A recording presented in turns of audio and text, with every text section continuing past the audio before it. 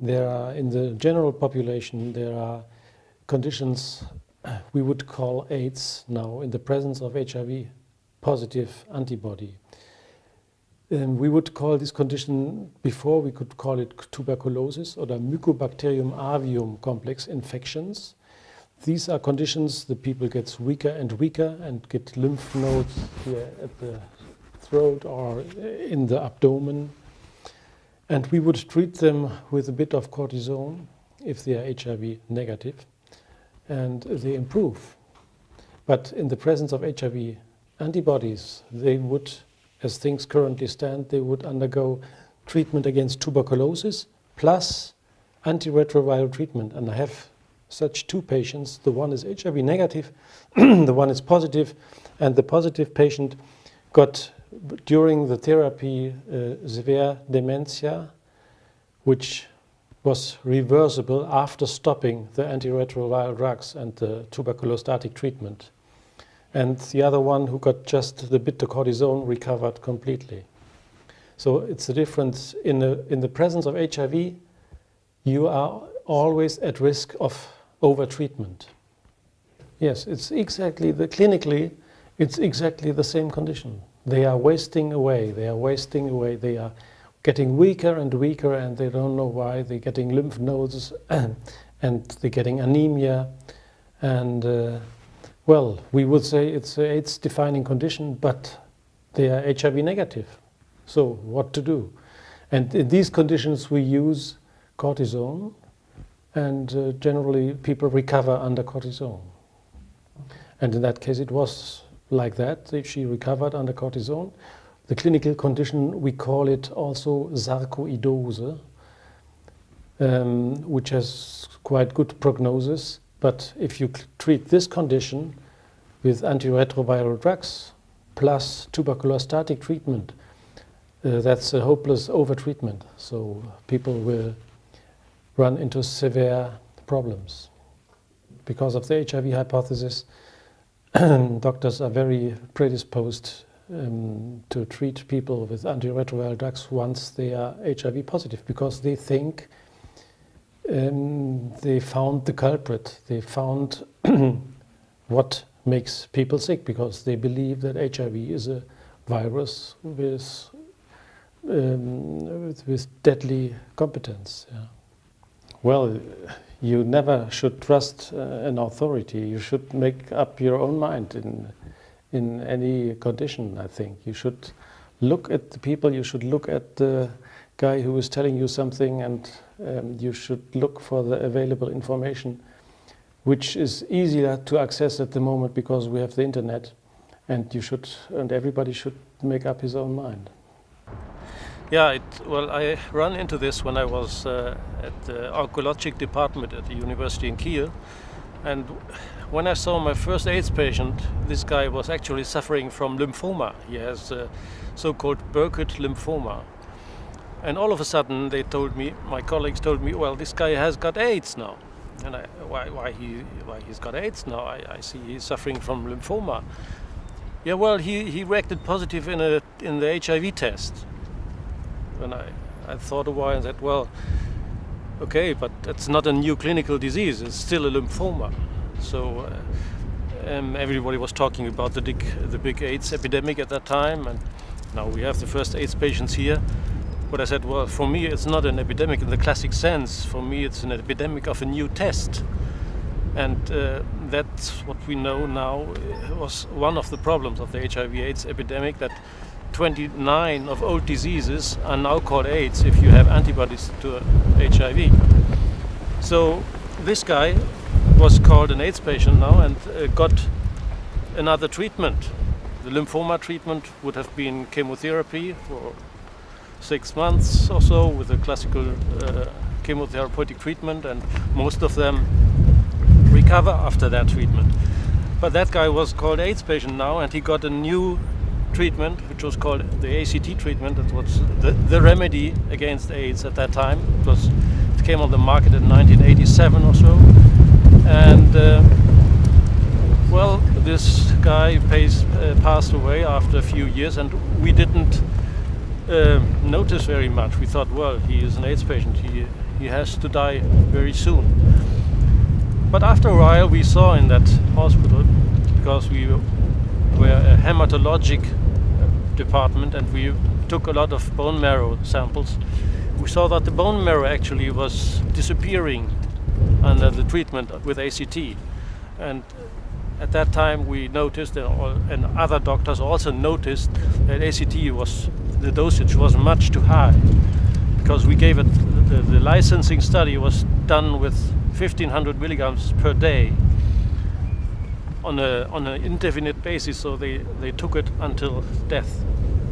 And that was much too high. And there was a big article in Science also that most of the AIDS patients couldn't stand the ACT because of bone marrow suppression, and that was a problem. So that's the very reason why everybody believed HIV is a deadly virus, because the HIV positive patient at that time got a deadly treatment. Yeah. In the early days when you were treating all these patients with AZT, did anybody have an inkling that it was the drugs that was killing them and not the virus? Well, we all thought it's the virus. Yeah. Nobody thought. You always die in spite of the treatment. You don't die because of the treatment. That's what we always think. We think, well, the patients die although we have done everything for him. That's why we thought, of course, it's the virus which kills the people. Yeah, but after a while we saw that maybe the treatment could play a role as well. Yeah. Well, the problem is that the side effects of the drugs are almost indistinguishable from progressing AIDS. Yeah, they are just passing away. The bone marrow goes down, the guts, all the fast dividing cells are being hit by the treatment. So the treatment causes a very similar condition we would expect from an AIDS patient. That's why nobody noticed that there was something wrong with the treatment. Otherwise, or if we would had a placebo control, we would have noticed. But they stopped the placebo control already after 4 months. The licensing study, the official study, stopped it because by then it looked that the treated group would do better than the untreated group. That's why, for ethical reasons, they said we have to stop now. We have to give ACT for everybody. But if you look at the mechanism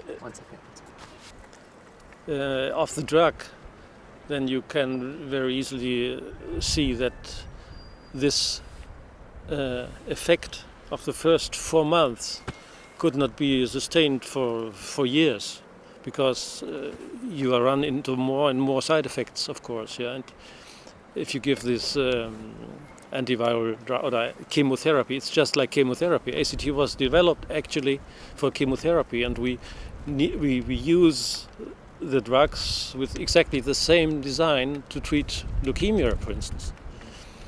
That's a completely different condition. Leukemia has too much cells, and AIDS patients have, if they have something, they have low cells. Right.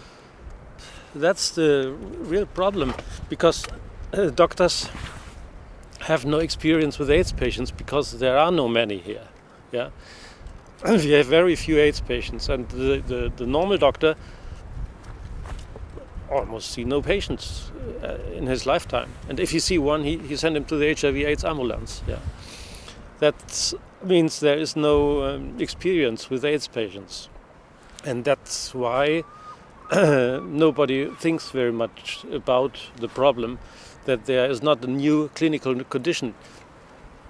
They don't recognize the circular argument. Yeah, you say, for instance, lymphoma plus HIV is AIDS today, and without HIV it would be a lymphoma, and they think that's okay. They don't think that there is something to ask about. If you are marked HIV positive, you get a completely different treatment. You don't get the usual lymphoma therapy, but you get an antiviral treatment indefinite, for lifelong. And that's why these cases have a worse outcome, I think. Okay. You also see it in the treatment of tuberculosis. If you have tuberculosis nowadays and are HIV positive, you get tuberculosis treatment plus HIV treatment. And that it's impossible. That's not. The body cannot stand such a chemical insult. That's too much meds. Yeah, that's why tuberculosis patients with HIV have a much worse outcome. The drugs, not the virus. Yeah. Now, how soon after starting treatment did you begin seeing patients suffering from side effects with AZT in the early 80s or the late 80s? Pardon me?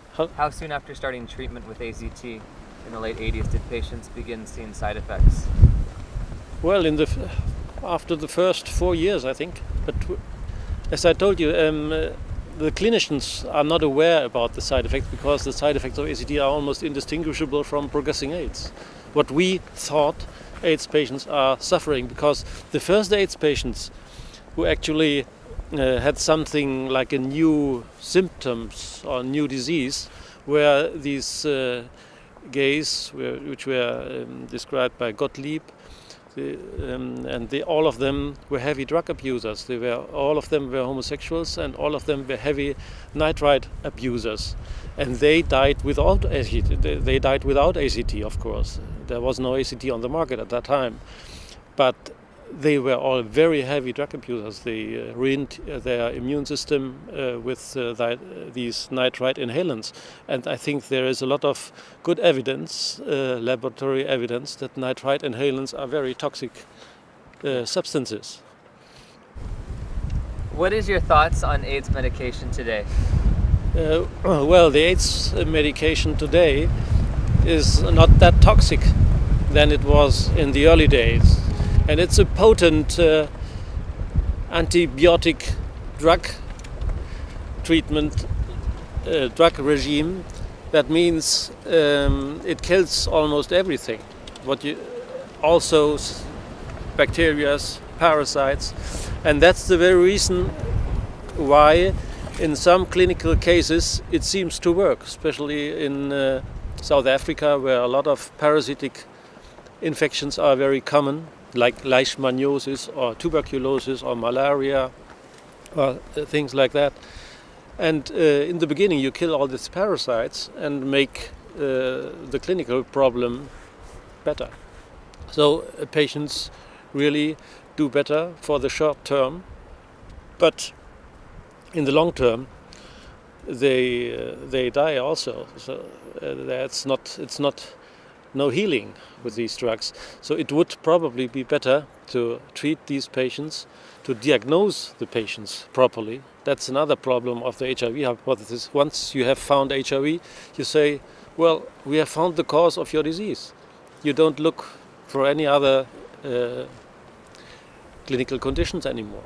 So you don't look for tuberculosis, you don't look for leishmania. If you have HIV, you say, well, it's HIV, and you give them antiretroviral drugs. And in some patients it works because it kills all the parasites, and so they seem to do better in the short term at least. The treatment success is an euphemistic saying for less drug toxicity. It's not really a better therapy, but it's less toxic. Okay. Now, it would be much better if you treat tuberculosis with the classical tuberculosis treatment and not with antiretroviral drugs. Okay. Make sure you drink your coffee. Yeah. Have you treated AIDS patients successfully, or what are called AIDS patients, without the use of antiretroviral therapy? Well, here in Germany, you don't find so many very severe ill patients. You find some patients who have conditions like CMV infection, and we cured them with treatment against CMV, and also with Candida. You can treat them with treatment against Candida. But on the other hand, it's sometimes difficult to have them off the antiretroviral drug treatment, because another problem is the problem that the insurances pay for the antiretroviral treatment, but they don't pay for an alternative treatment. So if people want to take glutathione or things like that, they have to pay it on their own. That's a problem here. It's expensive, and that's a problem here. And they can't take antiretroviral drugs. Have you seen a direct correlation between the amount of T cells one has and the clinical health of the individual?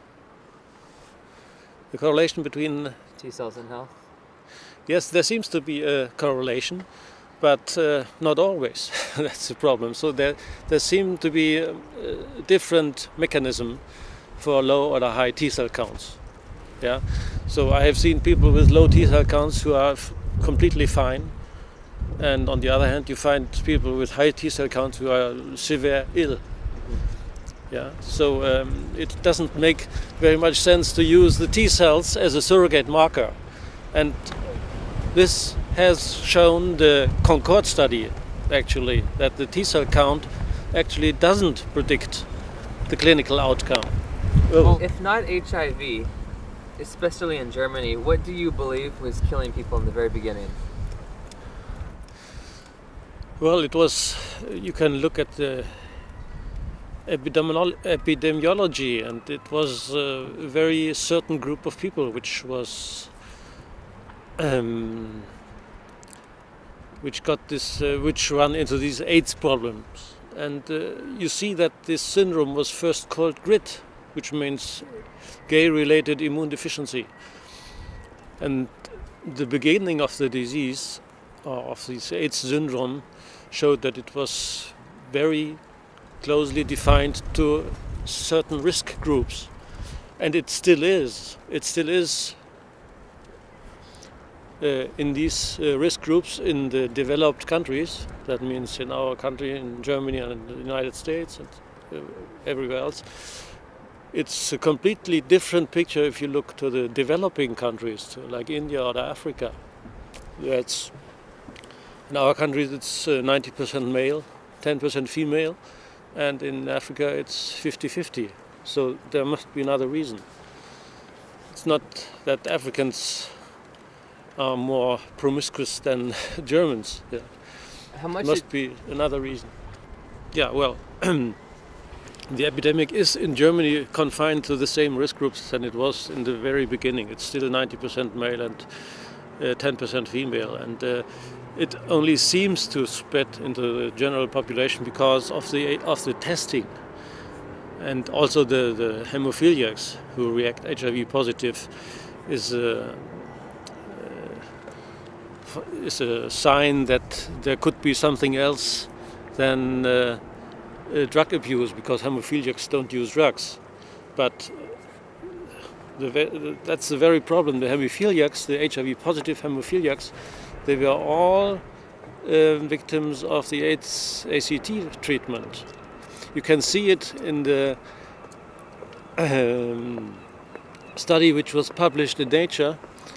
You can see the increase of the mortality of the hemophiliacs was just in that year when ACT came on the market. So the HIV positive hemophiliacs all got this treatment and died, and that was the very reason why everybody believed HIV is the culprit. Yeah. Now, as a doctor, what does an HIV positive test mean to you? For me, it means nothing. I just look at the patient. If the test reacts positive, that shouldn't mean anything for the patient. In most cases, it can mean something if you have an inflammation of any sort. The test can react positive if it's a hepatitis or even the flu, but it has not more meaning than any other laboratory measurement for inflammation. As a doctor, what advice would you give patients who have tested HIV positive? Well, I would ask them whether they have any risk behavior And if they have, I would advise them to stop it and don't care about this test. Yeah. So for you, an Just HIV positive test is not a death sentence? No, not at all. It's not a death sentence at all. No. And I have seen many patients who understood that and live normal lives. Do you have patients that have been diagnosed HIV positive that don't take any medication and are healthy? Yes, I have quite a few patients who are still living, which were tested in 1985, which in the year when the test came on the market, and all of them declined treatment. They were all advised to take treatment, so they are no long-term survivor in the classical sense. They were all advised to take treatment, but they declined the treatment for different reasons. Because they didn't want to take toxic drugs, because they were feeling well at that time. And how are they doing today? They are still living. Healthy? Yeah. But me, Do you believe HIV is the cause of AIDS? No, I don't believe that HIV is the cause of AIDS. No, there is no clinical proof. There's just this correlation, and the correlation doesn't prove causation. There are no papers which show that HIV is a deadly virus, and most of the people who are tested positive are healthy. Then you need this incubation period to explain the problem. We have the next epidemic, as you know, is the HCV epidemic, where we have the same problem. There's a positive test, and the people are told, well, you are healthy now, but you need 30 years to get liver cirrhosis. Or, as you know, HPV, human papillomavirus, the same idea. You are tested positive now, and you are told you get 50 years later cervical cancer. These are all assumptions, but there is no proof. Well, the ACT treatment actually was the very reason that everybody believes HIV is a deadly virus, because every HIV positive patient at that time got this deadly treatment. So I think most of the HIV researchers and most of the doctors who treated AIDS patients know that we over-treated the patients in the beginning. But nobody wants to realize what was the real effect of this over-treatment. That means that we killed a whole generation of AIDS patients in the late 80s. That's why the peak of the AIDS deaths, which is documented by the CDC, was in 1991. Yeah, but the CDC actually tried to hide this problem in widening the AIDS definition. So they changed the AIDS definition in the following years, that the peak was in 1995, and they argued that this peak was there because by then the new drugs would solve the problem, would make AIDS treatable. But indeed it was the ACT treatment which made this peak in 1991, because after 4 years or 3 years of ACT treatment, almost everybody, the mortality was up to 100%.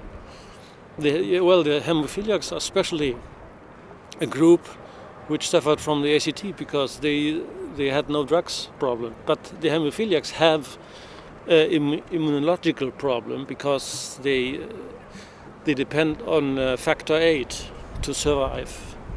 Yeah.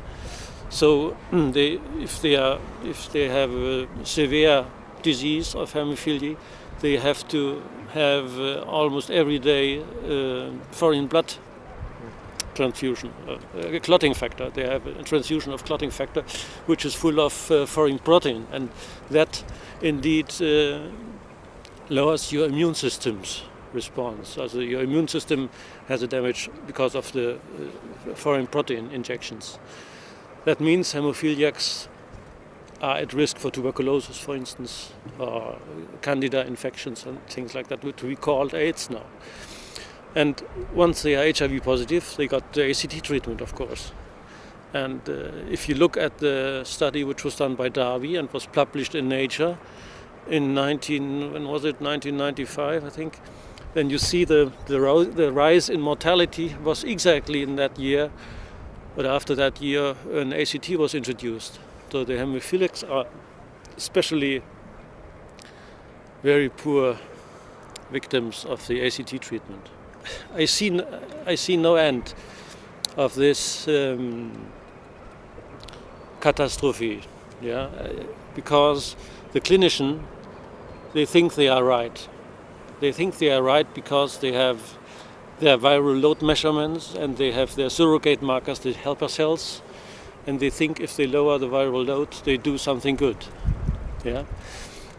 And in the developed countries anyway, most of the patients are not treated because they are sick, but they are treated because they have a viral load and they have a CD4 count from 300 cells or something like that.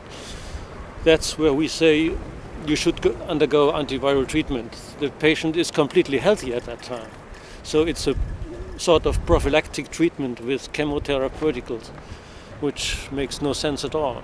So there is just in this year there came a study out, it was just published in the Lancet, which shows that the viral load is not a good surrogate marker for the clinical outcome. And that's something like a proof for what Peter Duisberg was saying, and we are saying that HIV is just a passenger virus, so we are treating just a harmless virus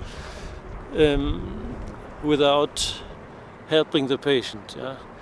It's with this study, which was just published now, there is a sort of proof that that's not HIV is not the culprit. And you said this is a catastrophe. Yeah. With no end in sight. Yes. Why is that?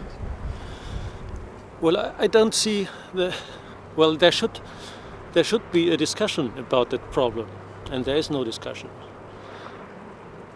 If you say publicly today that you don't believe or that you don't think that HIV is the cause of AIDS, then you are called a Holocaust denier, yeah, or a child killer or something like that. Yeah. So there's no possibility to bring up a scientific discussion at the moment, and that's the real fight, that we should bring up a scientific discussion. Both sides should sit on one table and discuss this problem. Some people are very fortunate they don't have these side effects. So